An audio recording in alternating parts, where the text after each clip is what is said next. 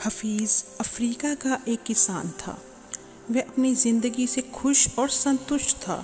हफीज़ खुश इसलिए था कि वह संतुष्ट था। वह संतुष्ट इसलिए था क्योंकि वह बहुत खुश था। एक दिन एक अक्लमंद आदमी उसके पास आया। उसने हफीज़ को हीरो के महत्व और उनसे जुड़ी ताकत के बारे में बताया।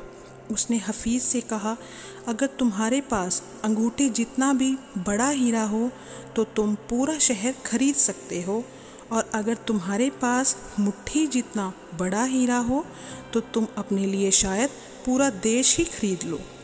वह अक्लमंद आदमी इतना कहकर चला गया। उस रात हफीज़ सो नहीं सका। वह असंतुष्ट हो चुका था, इसलिए उसकी खुशी भी खत्म हो चुकी थी। दूसरे दिन सुबह होते ही हफीज़ ने अपने खेतों को बेचने और अपने परिवार की देखभाल का इंतज़ाम किया और हीरे खोजने के लिए रवाना हो गया। वह हीरों की खोज में पूरे अफ्रीका में भटकता रहा, पर उन्हें पा नहीं सका। उसने उन्हें यूरोप में भी ढूंढा, पर वे उसे वहाँ भी नहीं मिले।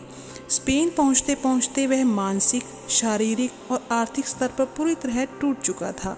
वह इतना मायूस हो चुका था कि उसने बार्सिलोना नदी में कूदकर खुदकुशी कर ली। इधर जिस आदमी ने हफीज़ के खेत खरीदे थे, वह एक दिन उन खेतों से होकर बहने वाले नाले में अपने ऊँटों को पानी पिला रहा था।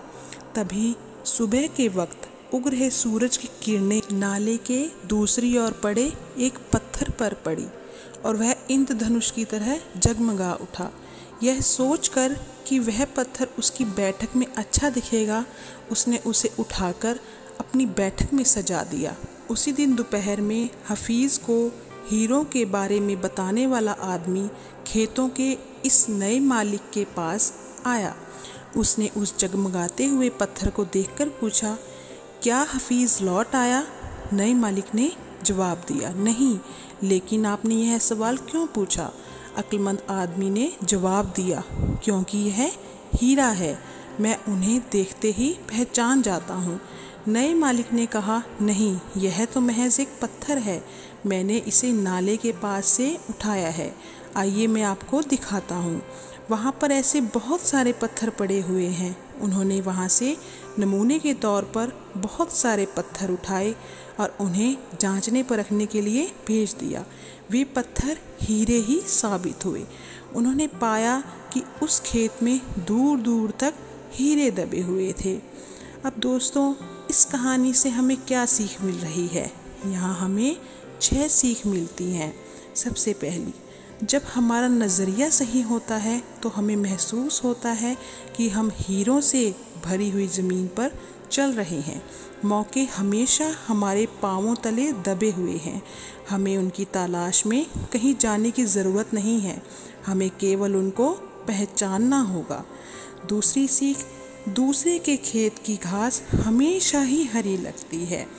तीसरी सीख, हम दूसरों के पास मौजूद चीज़ों को देखकर ललचाते रहते हैं, इसी तरह दूसरे हमारे पास मौजूद चीज़ों को देखकर ललचाते हैं।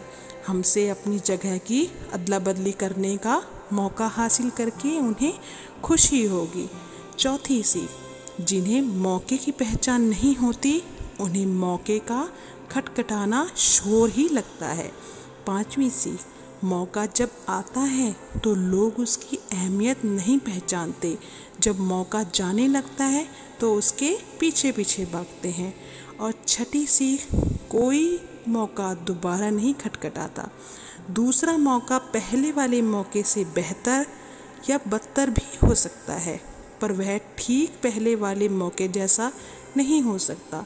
इसलिए सही वक्त पर सही फैसला लेना बेहद ज़रूरी होता है। गलत वक्त पर लिया गया फैसला, सही फैसला भी गलत फैसला बन जाता है।